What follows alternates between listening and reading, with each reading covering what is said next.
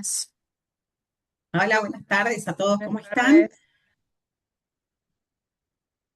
Hola, buenas tardes.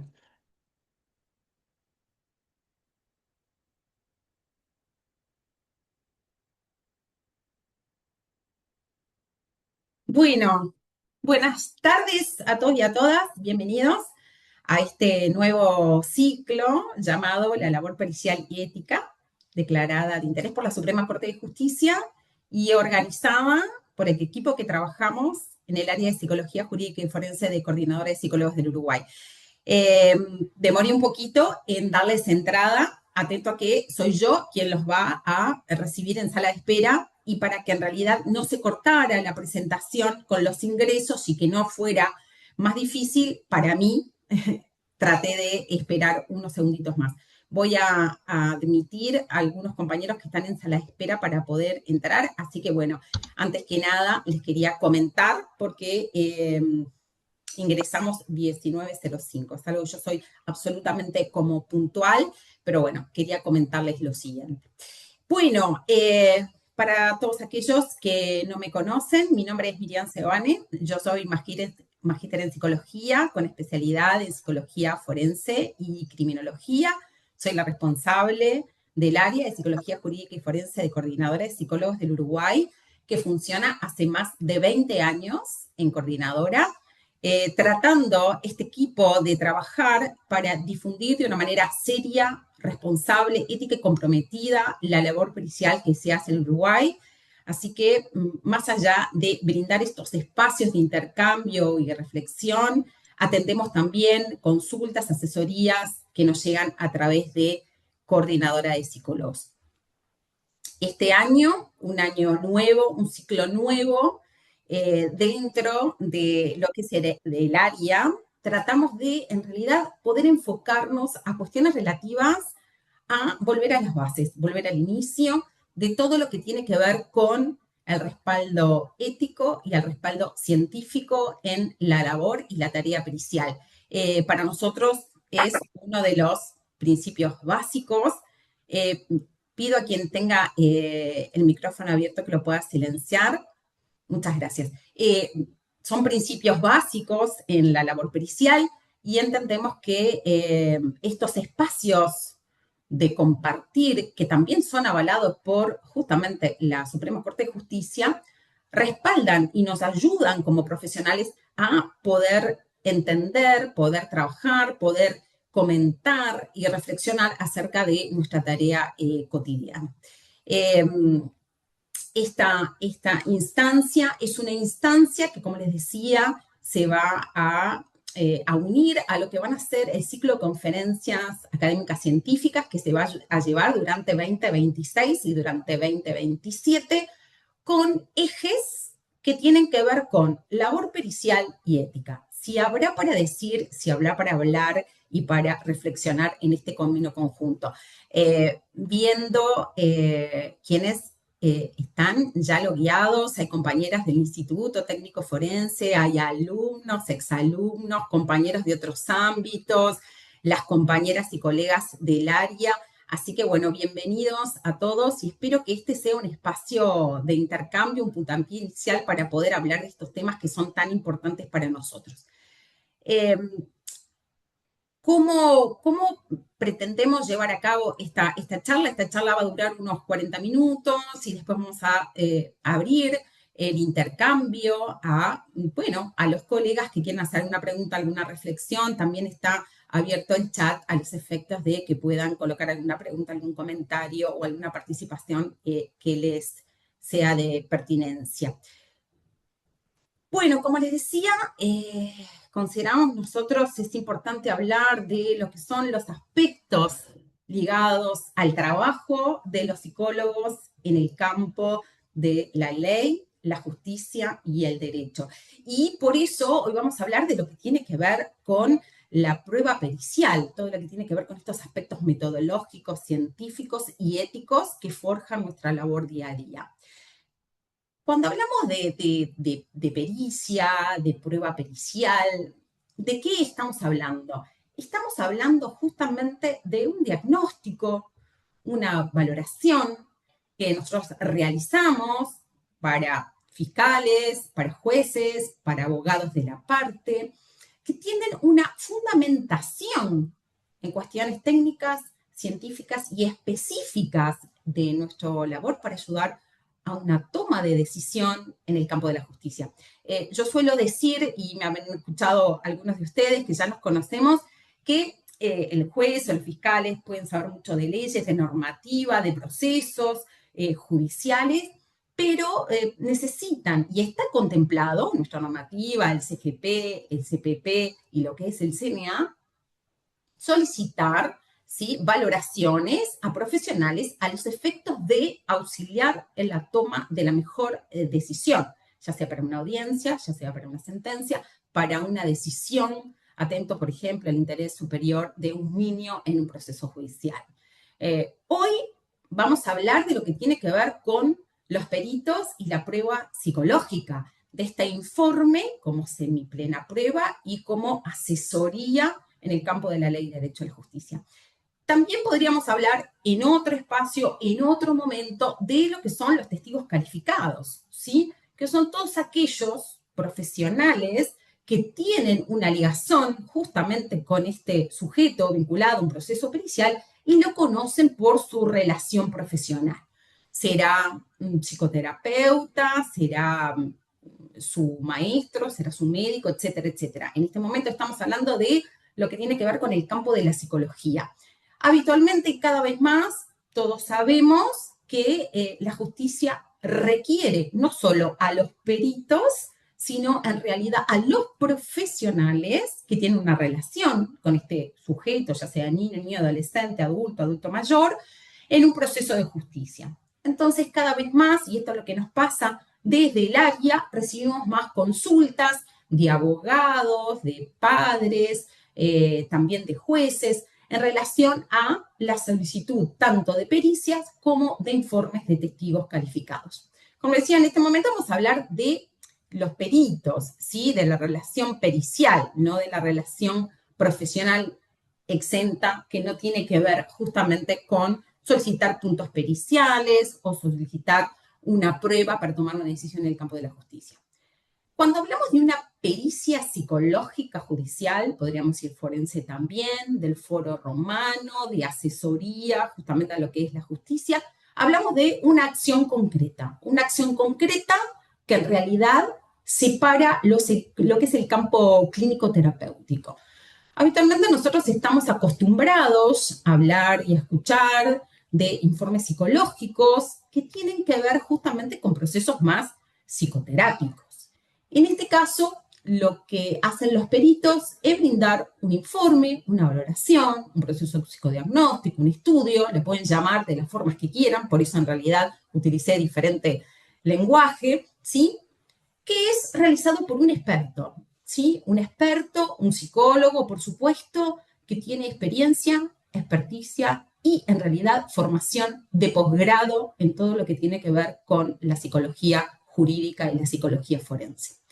Este perito, este tercero técnico auxiliar de la justicia, que va a hacer un diagnóstico o va a hacer un informe, ¿sí?, va a brindar este informe o este dictamen, ¿sí?, a la justicia en los diferentes fueros, ¿sí?, o en los diferentes procesos. Puede ser llamado en el ámbito civil, en el ámbito penal, en el ámbito de familia especializado, en el ámbito laboral, ¿sí?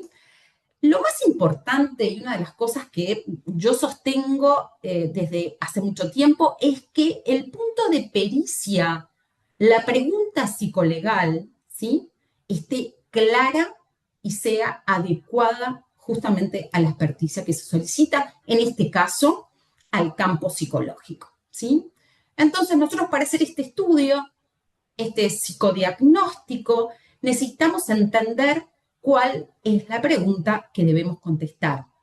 Recuerden que cuando trabajamos en el campo de la ley, la justicia y el derecho y realizamos informes para que los jueces, los fiscales, los abogados puedan tener una asesoría y puedan con estos recaudos y estas conclusiones poder ajustar mucho más esa ley genérica al caso concreto y específico de este sujeto que atraviesa el proceso judicial, es importante entender qué se nos pregunta, que nosotros lo entendamos, que lo podamos contestar, porque vamos a tener un tiempo que es acotado, un tiempo que también contempla plazos judiciales. En el campo clínico muchas veces nos piden un psicodiagnóstico y, por supuesto, no tenemos estos plazos legales en un juicio para poder contestar y quizá tenemos la flexibilidad y la cintura de tomarnos el tiempo que uno considere porque estamos en un ámbito particular. En un ámbito que tiene que ver justamente con la ley, nosotros en realidad tenemos un tiempo acotado para responder, un tiempo acotado para trabajar y por eso la pregunta tiene que ser específica, acotada y justificada al campo de acción. ¿Quién es nuestro objeto de estudio? ¿Sí?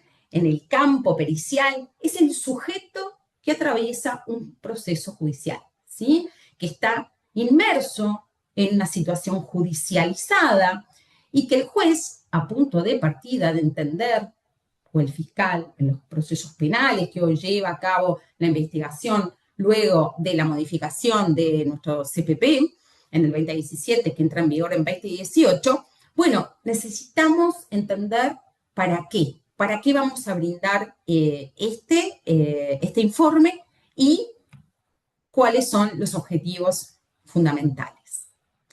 ¿Quiénes podemos o quiénes pueden emitir una pericia psicológica? Esto es importante de tener en cuenta porque no solo la normativa lo dice, nuestra normativa jurídica nacional, quienes pueden emitirlo, por supuesto, psicólogos, que en realidad tengan una formación específica y que sean peritos. Cuando habla uno de perito, desde la Real Academia Española, su diccionario, hasta nuestra judicatura, expresa que es alguien sabio, hábil, experto en una ciencia, arte o técnica. ¿Y eso qué quiere decir? Que quien hace la pericia tiene que tener formación específica en aquello que va a contestar.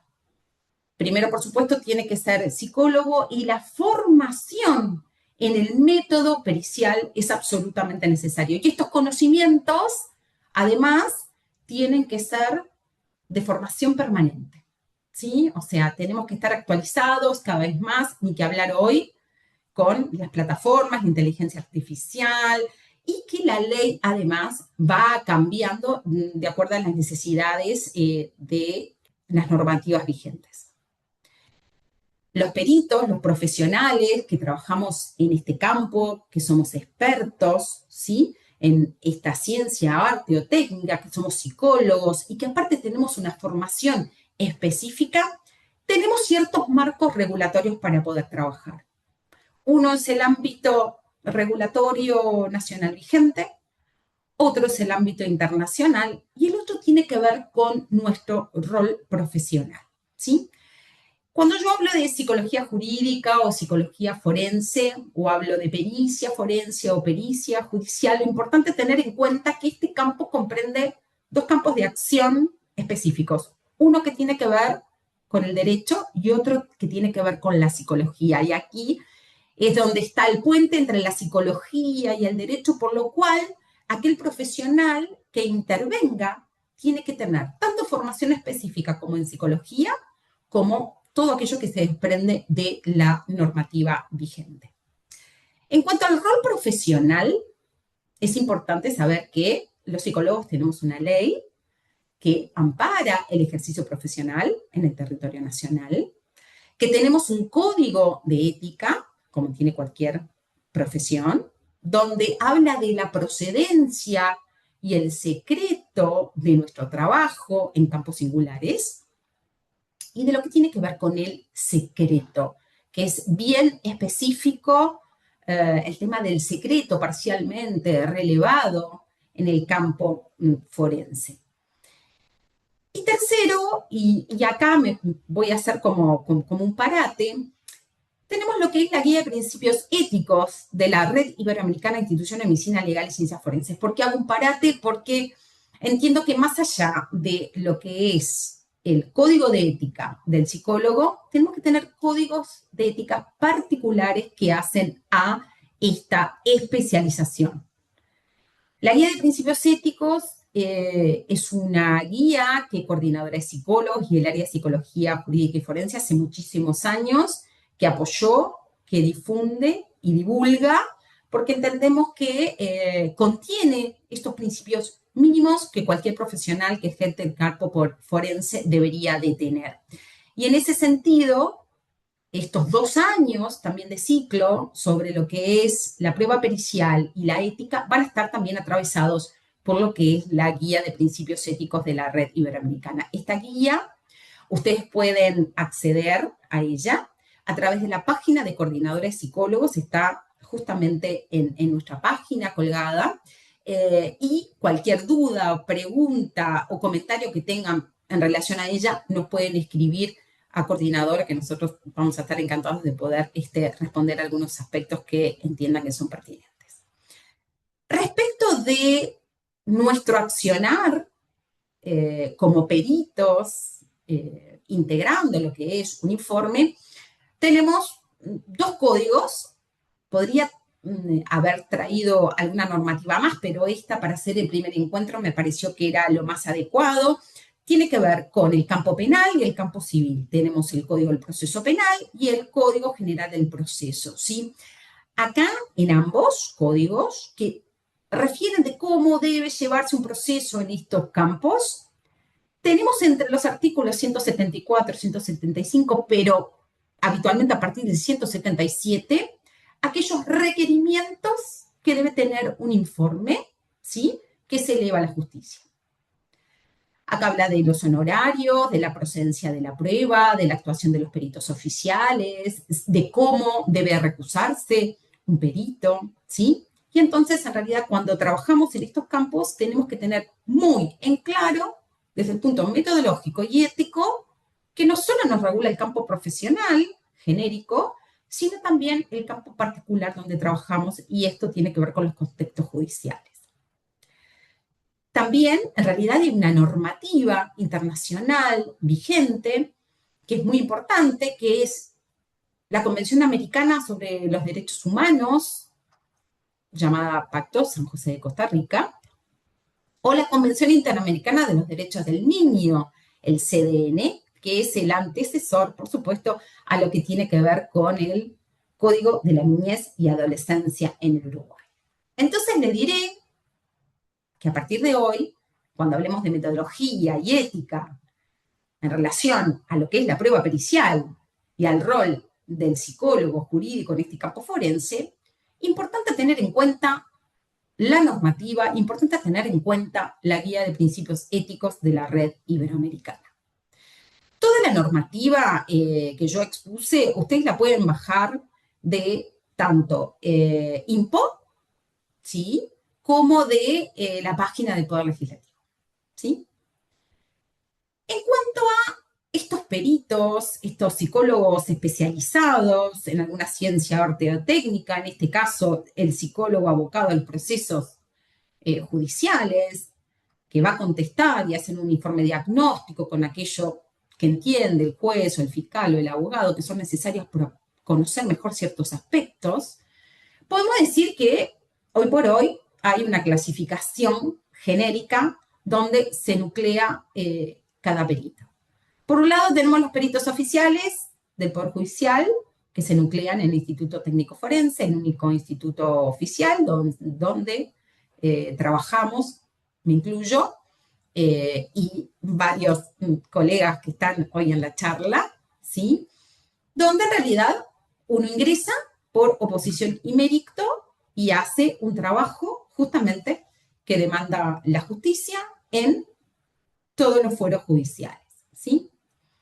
También tenemos un peritos de lista o peritos del registro único de peritos, que son aquellos psicólogos que tienen ciertos años de haberse recibido, que presentan un currículum abreviado de la Suprema Corte para ser tenidos en un registro en cuenta a los efectos de ser llamado ante alguna situación particular, ¿sí?, para asesorar a la justicia. Todo lo que tiene que ver con penal, familia especializado, lo que es CNA del 117 en adelante, todo lo que tiene que ver con la violencia basada en género, violencia doméstica, estas dos leyes, la 17.514, ¿sí? Por ejemplo, no entran en lo que es la valoración de los peritos del Registro Único de Peritos, ¿sí? Pero bueno, son peritos que tienen justamente que acreditar que tienen la formación de grado, que tienen formación de posgrado, ¿sí? Y que tienen ciertas credenciales para poder actuar como peritos en este registro, ¿sí? Por último está la consultoría de parte. A mí siempre me preguntan por qué haces la diferencia entre peritos y consultores de parte. Acá no tiene que ver quién es mejor en esta clasificación, sino que el consultor de parte es quien realiza un informe, por supuesto, particular, a pedido mayoritariamente de un abogado o de una parte, para poder llevar en ese proceso donde está inmerso, ¿sí? En la justicia, para en realidad, bueno, apoyar alguna decisión, apoyar algo que se dice de sí mismo, ¿sí? Entender que la justicia, con este informe que la propia persona paga, este psicodiagnóstico, en realidad puede colaborar en entender mejor qué es lo que está sucediendo en ese caso. Consultoría de parte, ¿por qué? Porque acá no hay puntos periciales escritos o preguntas psicolegales por el juez o por el fiscal, ¿sí? Sino en realidad son preguntas que se hace el propio abogado de la parte o la propia parte, que en realidad no tiene un aval institucional, ¿sí? Uno dice consultor de parte porque en realidad, bueno, ¿quién es el que chequea que esta persona sea experto, sea idóneo, tenga formación específica? Es la propia parte. Por eso una de las cosas que nosotros tratamos de expresar y a quienes asesoramos desde el área es que cuando una persona quiera contratar a un psicólogo, tiene que, en este campo, tiene que poder pedirle la formación, el currículum, dónde se formó, cuál es la formación de grado y posgrado que detenta, dónde trabaja, etcétera, etcétera, porque el único que puede referir si esta persona es idónea o no para hacer el trabajo, no es solo el profesional que dice serlo, sino quien lo contrata, que es el contralor de la otra parte. También preguntan, bueno, ¿tiene menos peso en la justicia? Y yo lo que suelo decir es que en realidad muchas veces se toma en cuenta, porque es realizado por un profesional, que se entiende que aunque le pague la parte, no va a tomar partido, sino que va a ser imparcial. En la justicia, muchas veces, esto de asesorar por peritos, tanto del registro como del Instituto Técnico Forense, la diferencia en cuanto a la calidad de ese informe tiene que ver que hay un respaldo en cuanto se ha chequeado que esta persona tiene esos méritos, tiene esa formación, o es supervisado dentro de la institución, o comisionado, pero tiene ciertos controles, digamos así, en cuanto a la formación específica de quien dice ser, ¿sí?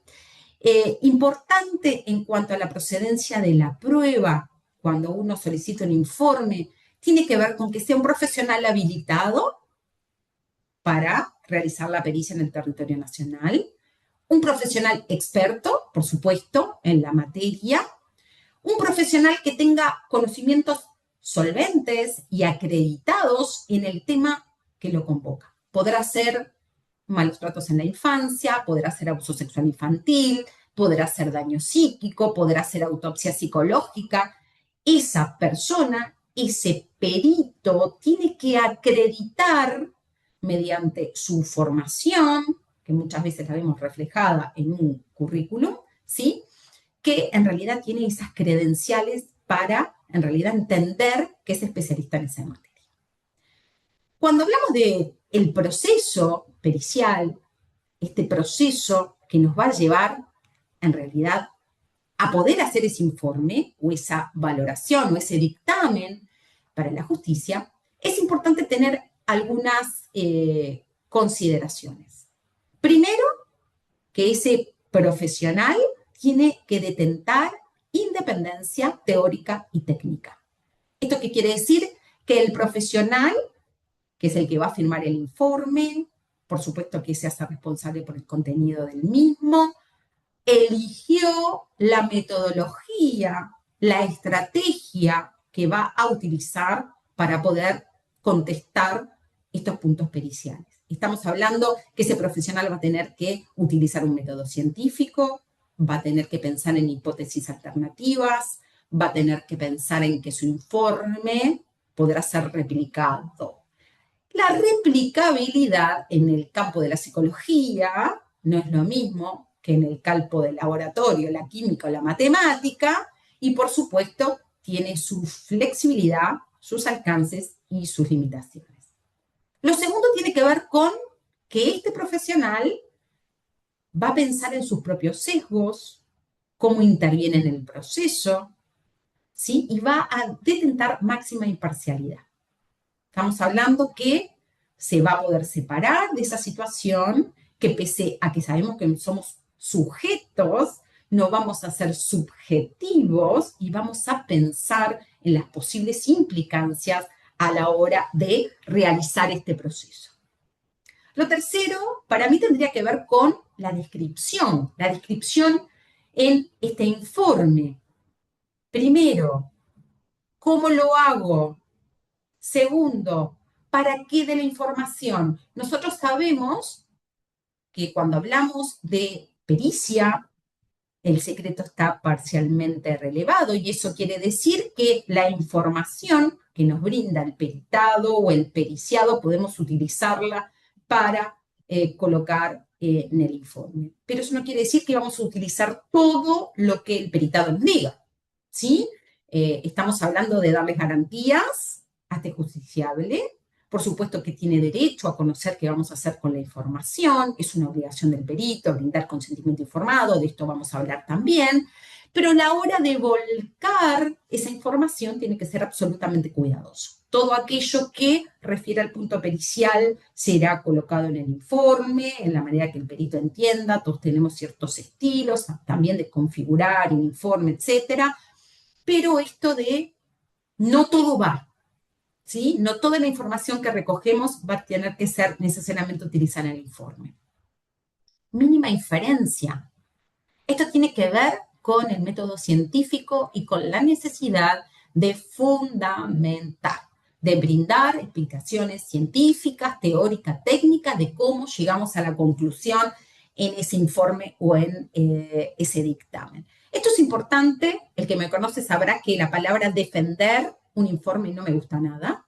Yo siempre digo que los peritos en realidad hacemos lo mejor posible, que cuando uno firma el informe entiende que lo que hizo está basado en justamente esta metodología, este método pericial, y entiende que las herramientas que usó, que el proceso, ¿sí?, está ajustado al caso concreto, a los objetos que han sido demandados. Entonces, en ese sentido, la postura no es de defensa, es de fundamentación. Y ahí nos corremos de otras cuestiones que otros profesionales tendrán que ejercer la defensa, como un abogado, ¿sí? Pero los profesionales de la psicología no vamos a un juicio, no estamos en audiencia para defender lo que hicimos. ¿Entendemos que lo que hicimos fue correcto si seguimos este método pericial?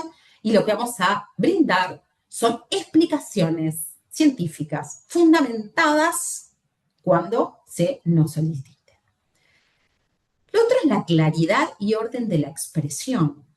Un informe tendrá que ser, por supuesto, adecuado al derivante, con una extensión solamente necesaria, clara y ordenada, ¿sí? Esto es muy importante, aunque hoy sabemos, con justamente la entrada en vigor del Código del Proceso Penal, que no solo la parte escrita tiene que estar impecable, ¿sí?, sino que en realidad la expresión oral de un psicólogo, de un perito, tiene también que estar entrenado. ¿Por qué? Porque necesariamente vamos a audiencias si ese informe entra a juicio penal, también cada vez somos más llamados justamente a fundamentar o aclarar alguna cuestión relativa que se desprenda del informe. Entonces, no solo es esto de poder ser ordenado, claro, con un lenguaje adecuado, conciso, con una metodología clara, sino en realidad tenemos que tener la capacidad de brindar estas explicaciones científicas delante de otros, que puede ser el juez, el fiscal, las partes, los abogados de partes, el defensor del niño, etcétera, etcétera. Y otros que pueden estar integrando la audiencia ese día, ¿sí? El resultado, ¿cuál es? Y es importante el contestar ese punto pericial. Y, por supuesto, emitir recomendaciones si son necesarias. ¿Por qué digo contestar el punto pericial? Porque ese es nuestro objetivo primero. ¿Se acuerdan que yo les hablaba de revisar, qué nos preguntan, si es adecuado a la experticia, si es pasible de ser contestado? Entonces, por supuesto, la conclusión tiene que ir en ese sentido, ¿sí? Yo también suelo decir que las recomendaciones son importantes, a mi entender, porque en realidad es un espacio también que los psicólogos forenses tenemos en ese informe, no solo de hacer el diagnóstico, sino en realidad de brindar también un camino hacia un futuro posible, ¿sí?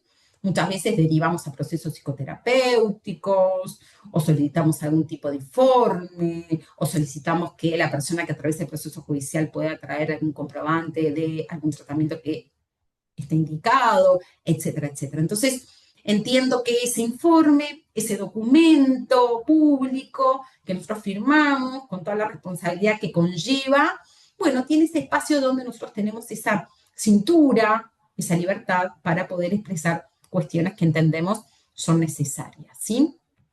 Recuerden que, como decía hoy, la diferencia entre el perito y el testigo calificado es que nosotros solo hacemos un diagnóstico con estos puntos periciales, en contexto del sujeto vinculado a un proceso judicial que es solicitado desde la justicia para asesorar, para brindar semiprueba, pero en el campo justamente del profesional que quizás trabaja fuera de la salud mental, es totalmente distinto, distinto su informe, distinto su impronta, ¿sí? Son dos cosas totalmente que se contraponen. El perito no puede ser psicólogo de este periciado, ni en el pasado, ni serlo en el futuro, y el psicólogo tampoco podrá ser perito en algún momento de ese sujeto objeto de la pericia, ¿sí?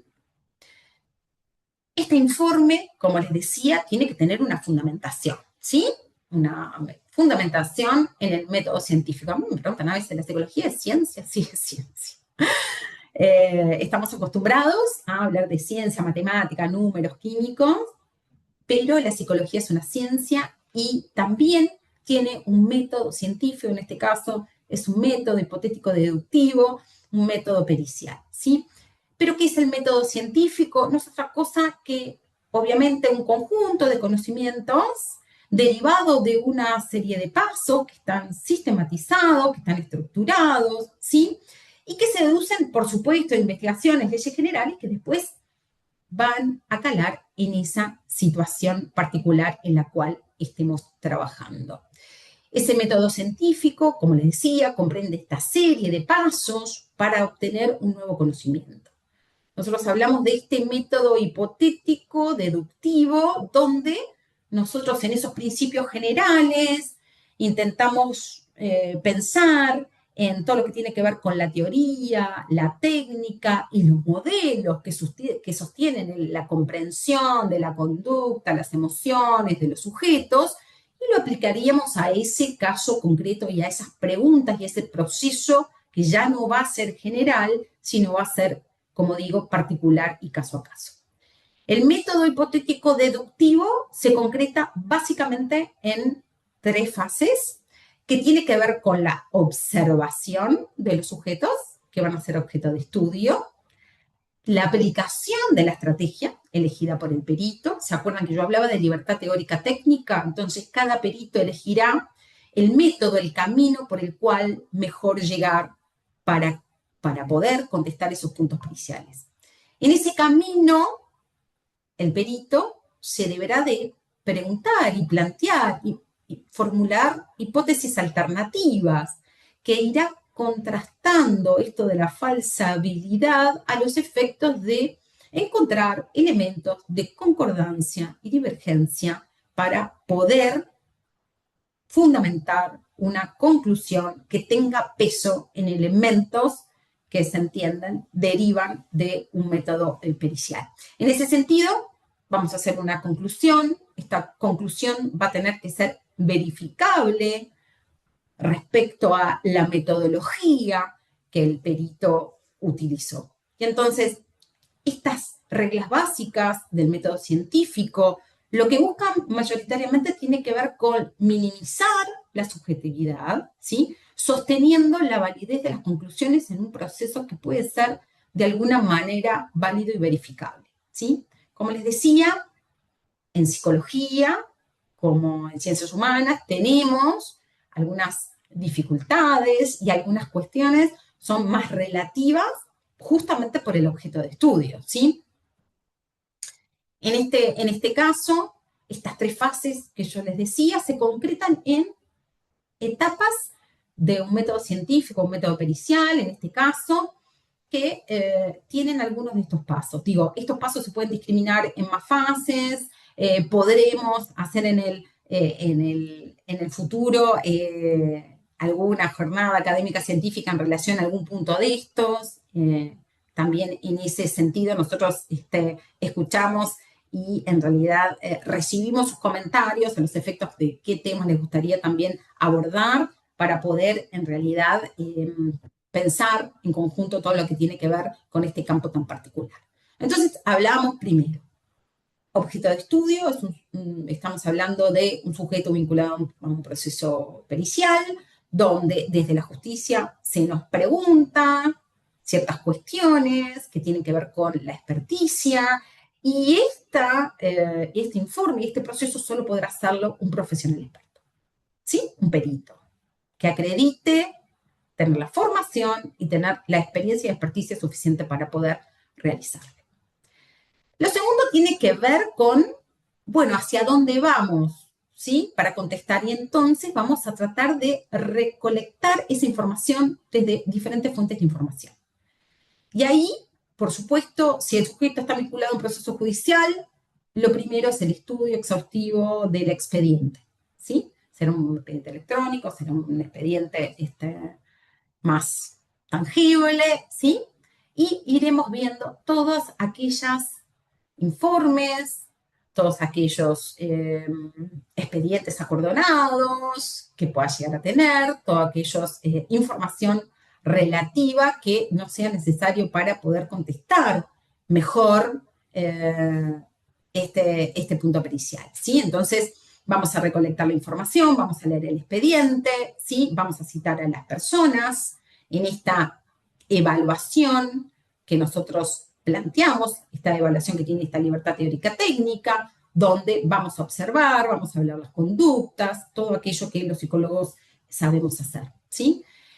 Dentro del método pericial y dentro de lo que es el método hipotético deductivo, lo que es la entrevista semiestructurada, forense, es sumamente imprescindible, fundamental. Llegamos a través del conocimiento del otro, a través de esta entrevista y, por supuesto, con técnicas, test, protocolos, etcétera, etcétera, que vamos a ir agregando a los efectos de contestar este punto pericial. ¿Por qué decimos entrevista semiestructurada? No es una entrevista abierta como una entrevista clínica, yo siempre digo es una entrevista de reloj de arena, donde empezamos de forma más abierta y después vamos cerrando para poder contestar este punto y después vamos a ir contrastando las hipótesis y generando otro tipo de comunicación más al cierre, ¿sí? Pero tiene un objetivo y un objetivo en corto plazo y eso es importante tenerlo en cuenta. Los alcances y las limitaciones de un informe, de un proceso pericial en los tiempos judiciales, ¿sí? Hablamos de evaluación y contrastación y entonces con toda esta información recolectada vamos a ir contrastando con la teoría, la técnica, la evidencia científica, vamos a ir buscando coherencias, vamos a ir buscando divergencias, consistencias en el relato, etcétera, etcétera, ¿sí? Esto que nos lleva a una falsabilidad que tiene que ver con poner a prueba estas hipótesis alternativas mediante la recopilación de la información. Es importante conocer el objetivo de cada prueba, el margen de error que tienen, la fundamentación teórica y empírica, etcétera, etcétera, ¿sí? ¿Para qué? Para poder, en realidad, hacer un informe con fundamentación teórica técnica, fundamentación científica, y que estas conclusiones sean válidas, ¿sí? De lo que venimos diciendo. La APA, en realidad, la American Psychological Association lo que dice es que es necesario en los informes plantear cuál es la metodología, cómo vamos a abordar ese sujeto y ese objeto de estudio, en este campo tan particular, ¿sí? Estos informes van a tener que tener la metodología, van a tener que poder explicar al otro cuál es el objetivo de esta metodología planteada, ¿sí? Y también poder conocer quien en realidad las aplica, las limitaciones de las técnicas, ¿sí?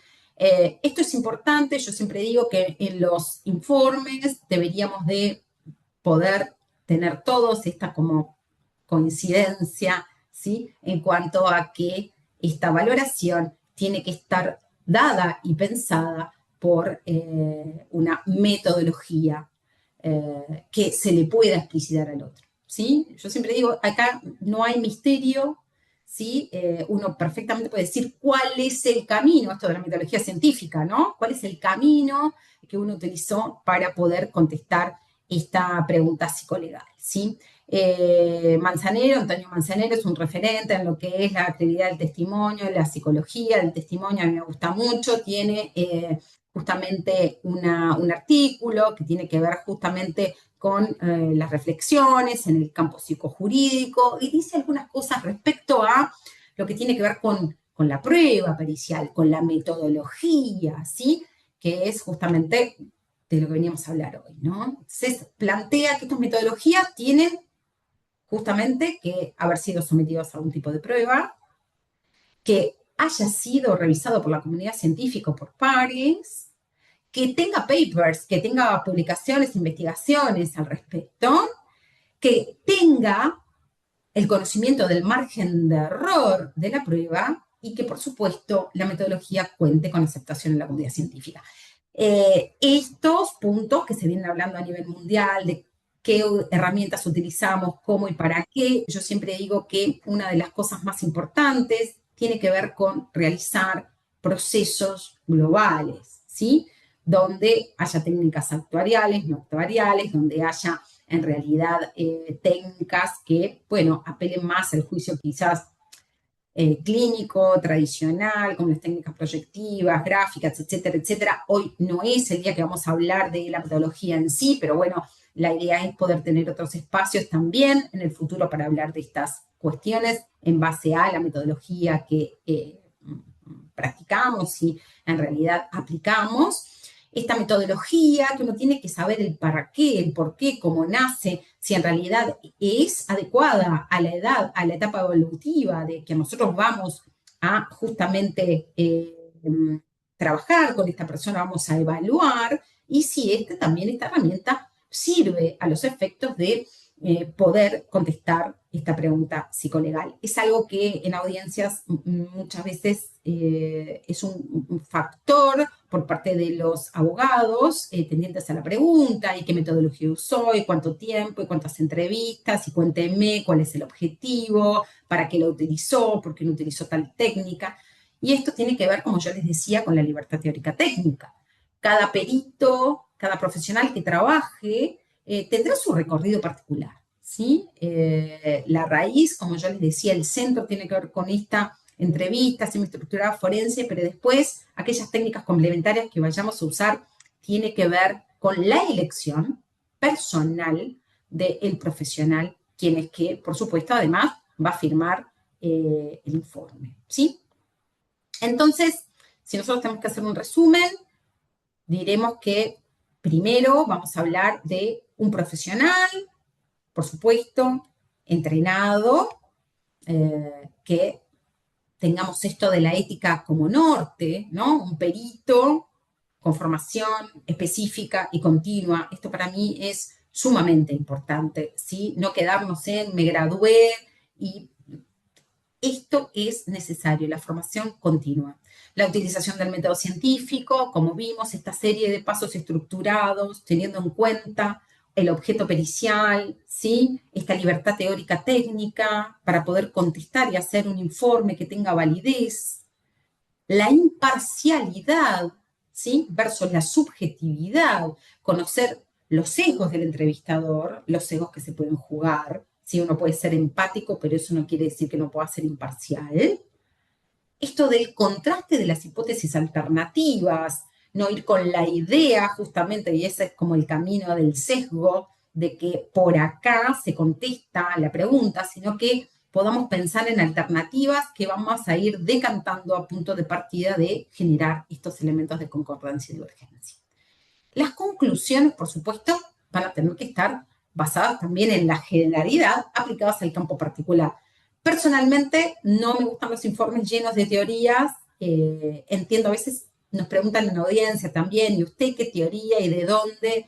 Y es muy complejo porque no hablamos a veces de una teoría, sino de múltiples teorías para poder entender casos que son muy complejos y sabemos que hay múltiples factores que juegan a la hora de poder hablar y predecir la conducta humana, ¿sí? Y entonces, en realidad, uno va a tener que explicitar, ¿sí? Una serie de teorías, pero eso no necesariamente va a tener que estar volcado, como digo, en los informes, ¿sí? Las técnicas que utilizamos van a tener que estar avalados por la comunidad científica, y eso tiene que ver con también la posibilidad de replicabilidad, ¿sí?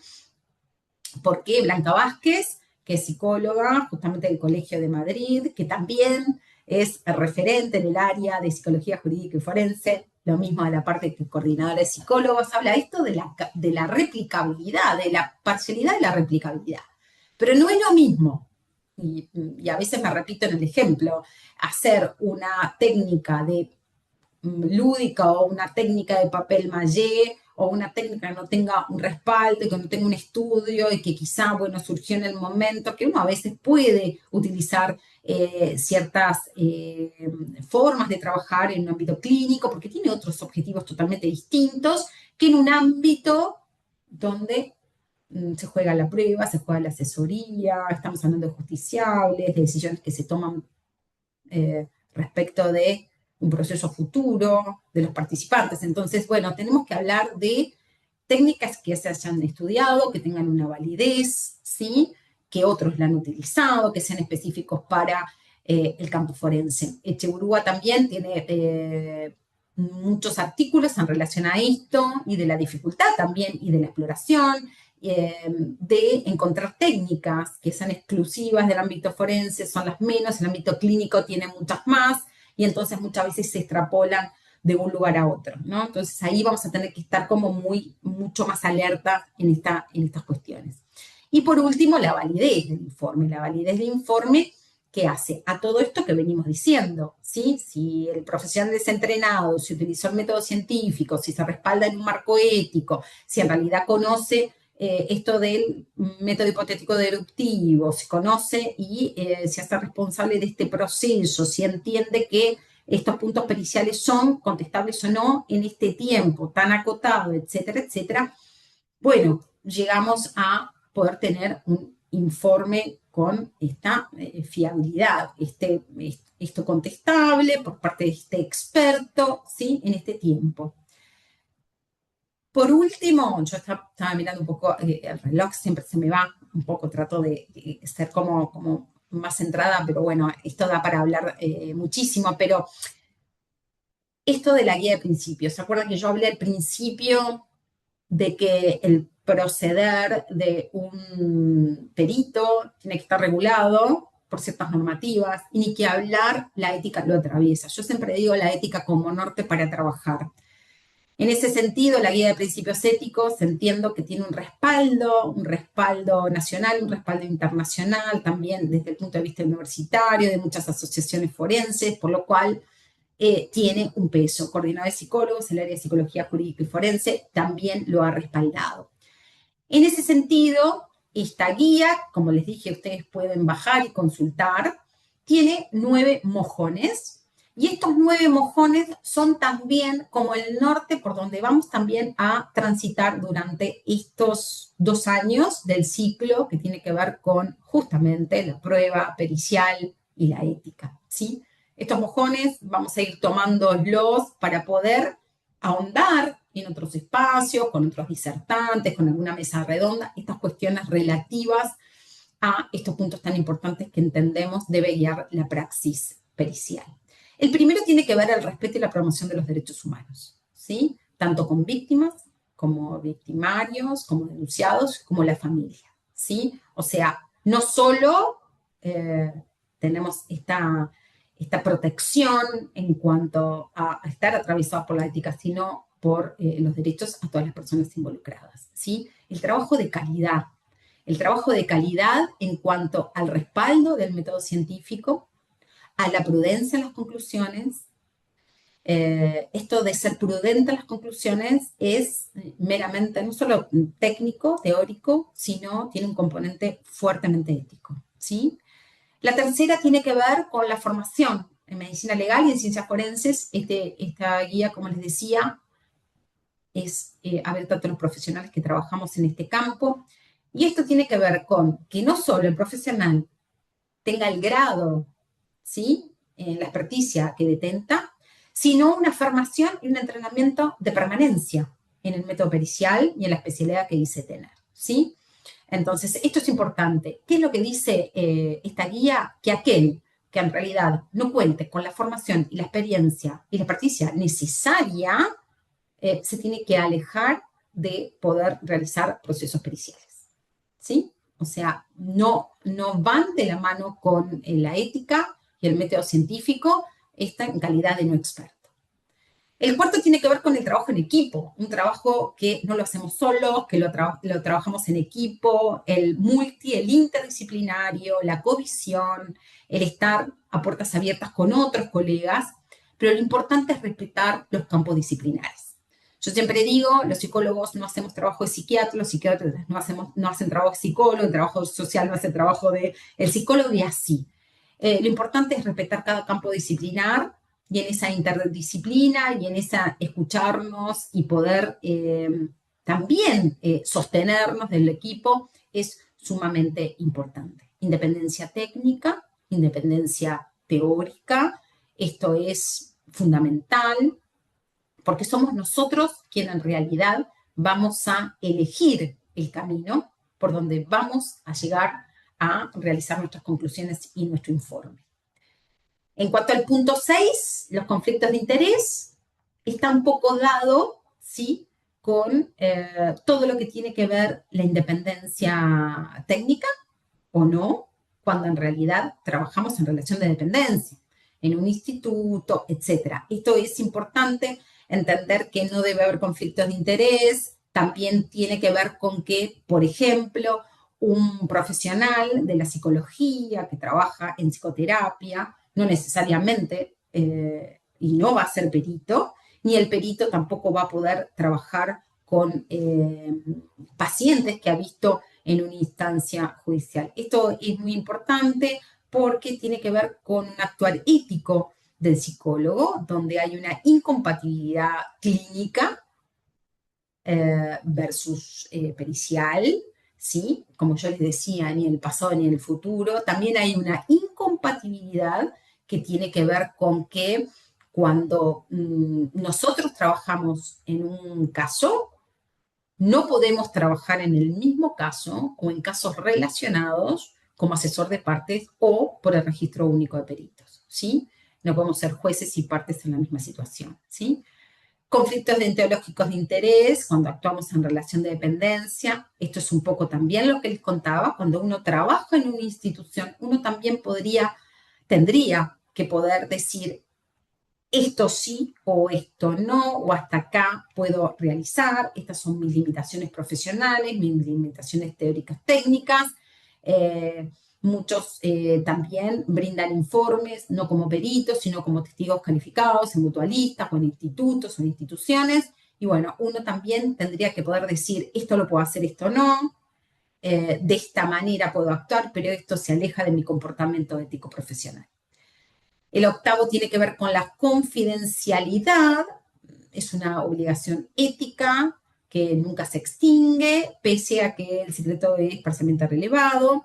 Y en ese sentido es importante saber que los peritos que actuamos en un caso tenemos incompatibilidad de publicación de los casos, ¿sí? Yo siempre digo a aquellos que habitualmente se encuentran en programas radiales o en programas de televisión exponiendo casos, no son peritos. Habitualmente son profesionales que hablan de casos que tienen otros colegas, ¿sí? Nosotros en realidad eso justamente está totalmente contraindicado y no es avalado por ningún tipo de institución.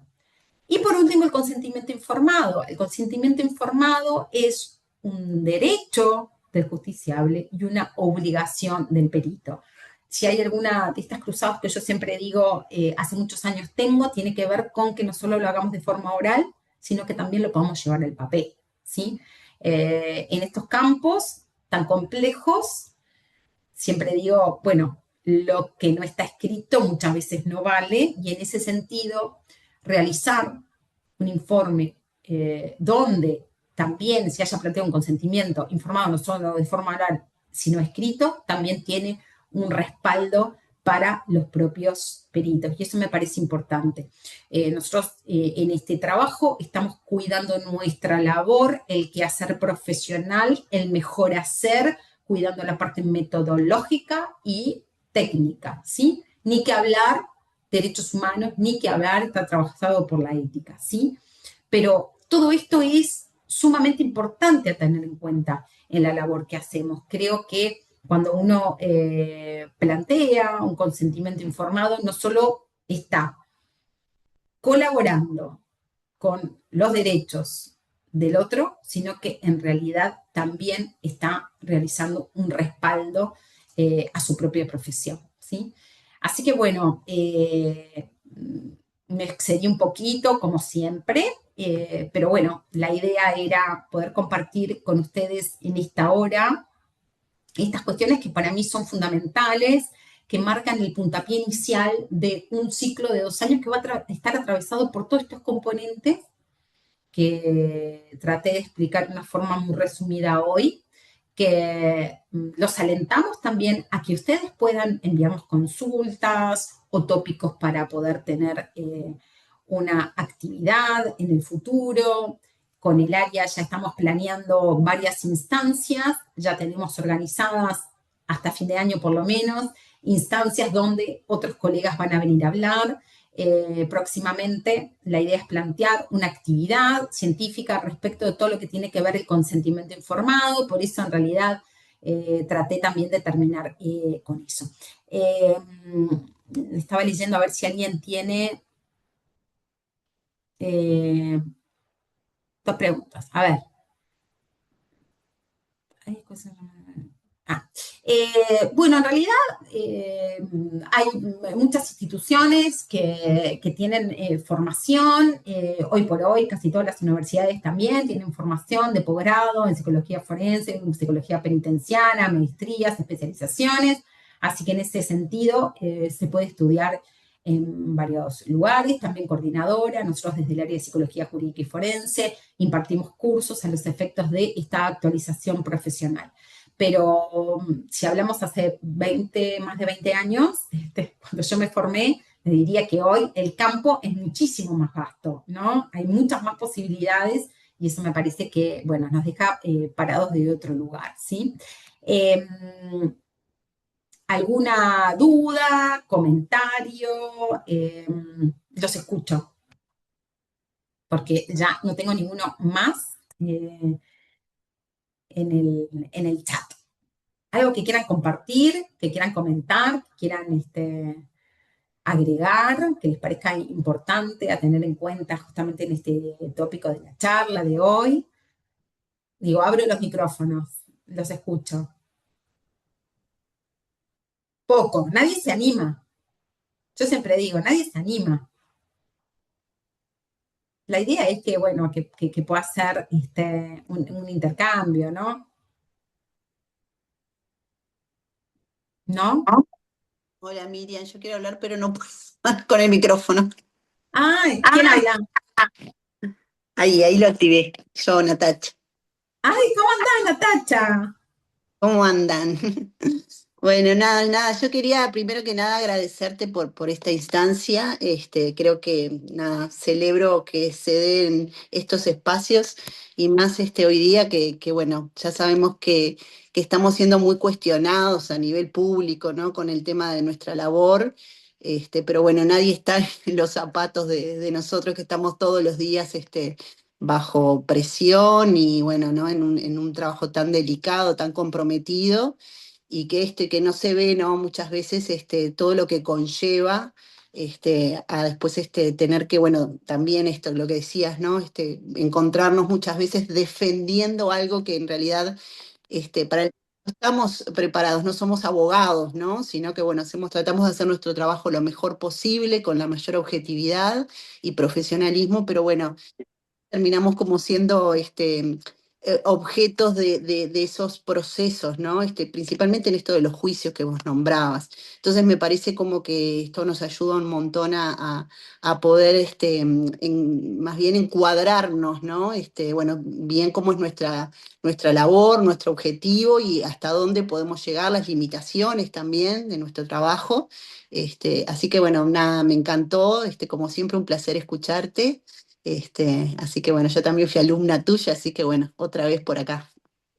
Y colega del Y instituto, así llega, por que supuesto, por un, un- supuesto. un placer y bueno, y coincido plenamente, o sea, estos encuentros tratamos de hacerlo justamente por eso. Primero, para que también los colegas podamos hablar de estas cuestiones, podamos como desmistificar muchas cosas.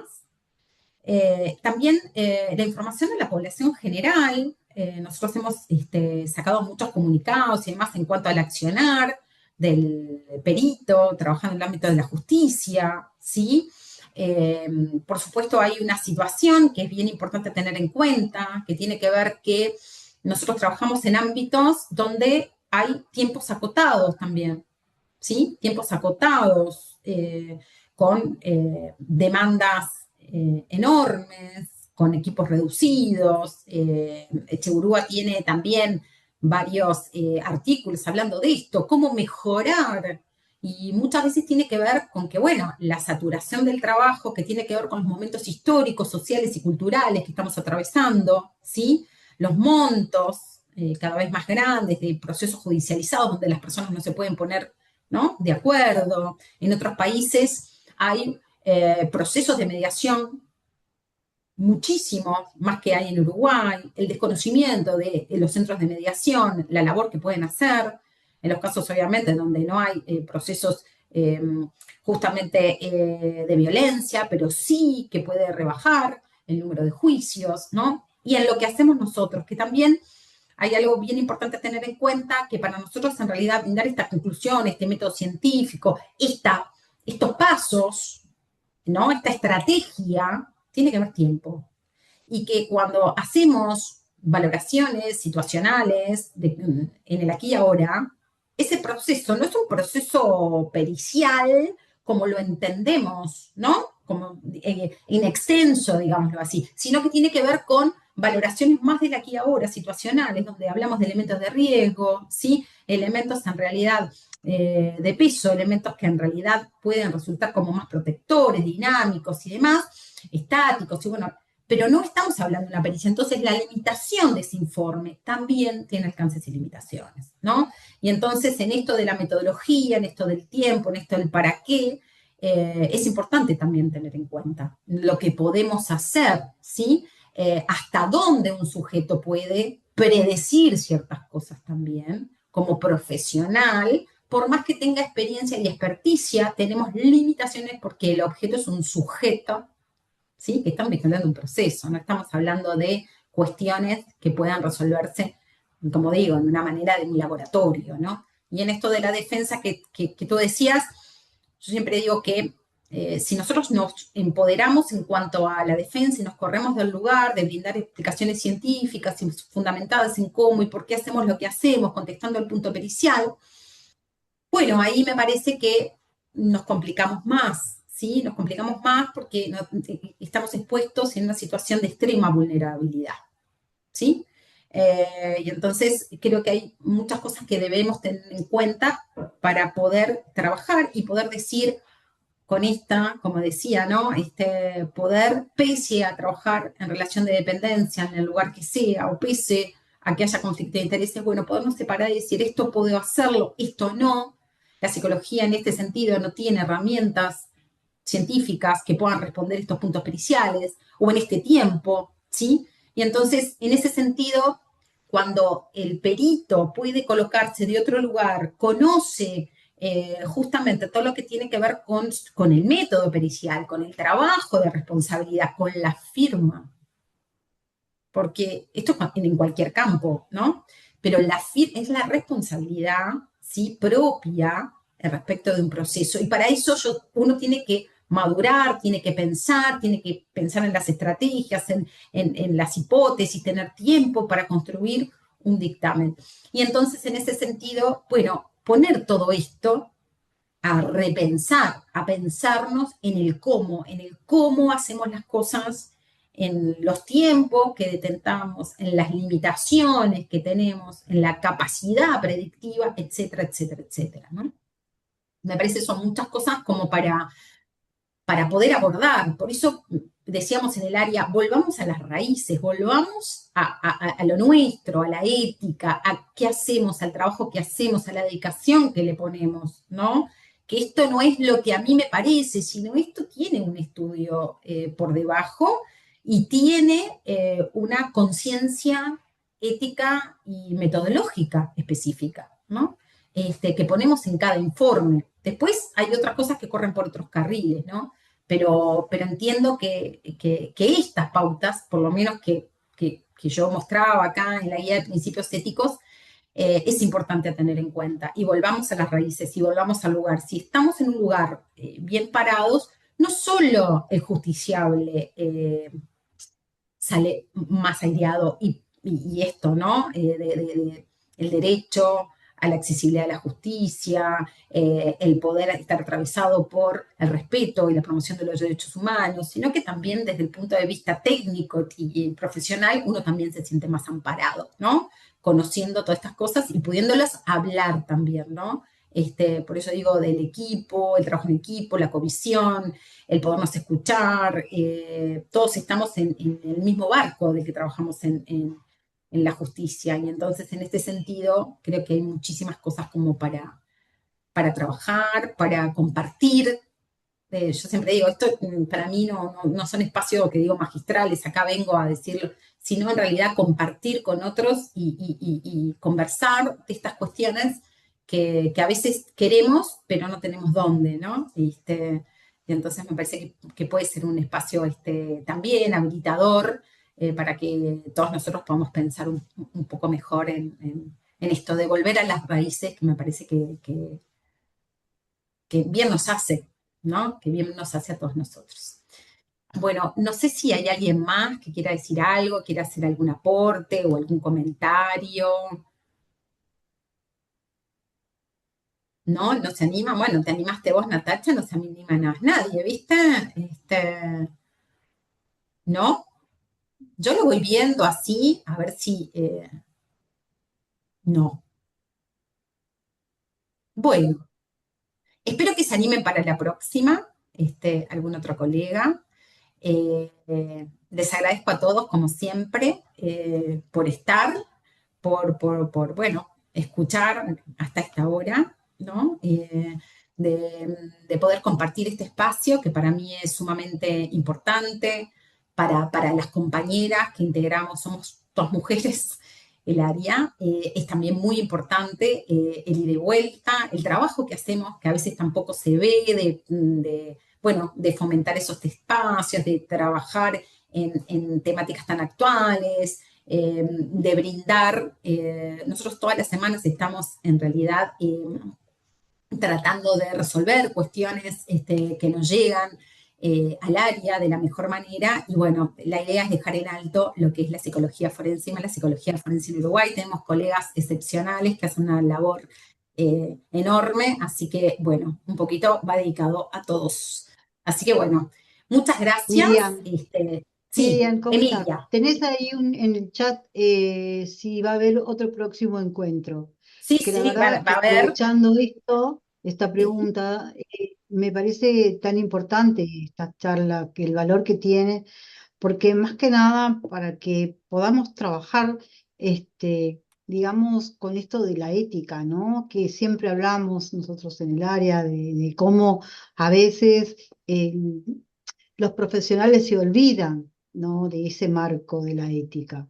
Y a veces es una herramienta muy importante a tenerla en cuenta porque estamos haciendo un buen trabajo si nos movemos dentro de ese marco, ¿no? Entonces, acá también dicen, bueno, si es que va a haber otro encuentro, vos lo dirás. Sí, sí, los encuentros casi siempre los hacemos cada 2 o 3 meses. eh, Depende mucho de la agenda de los invitados. Tenemos previsto hacer el próximo, todavía sin fecha, pero tiene que ver con el consentimiento informado. Así que me parece que es un tema, como yo les digo, me he embanderado personalmente hace muchos años en dejar en claro que es un tema al que tenemos que abordar todos. Así que esto de abordar el consentimiento informado, de tener profesionales que, bueno, que hablemos sobre ello, sobre la necesidad, sobre el cómo este derecho y esta obligación de un lado y de otro, ¿no? La obligación de, por nuestra parte y un derecho del justiciable, ¿no? Porque trabajamos para eso, ¿sí? Trabajamos para eso, para apoyar a la justicia, para asesorar de la mejor manera y eso implica un trabajo enorme también propio. Así que bueno, gracias a todos. Un gusto para mí, como siempre, compartir estos espacios. Les agradezco y bueno, les estaremos mandando la próxima invitación para poder seguir charlando sobre estos temas que nos convocan a todos. Así que bueno, muchas gracias, que tengan buena noche y los espero en la próxima actividad. Gracias, muchas gracias. Gracias. Muchas gracias a todos por estar.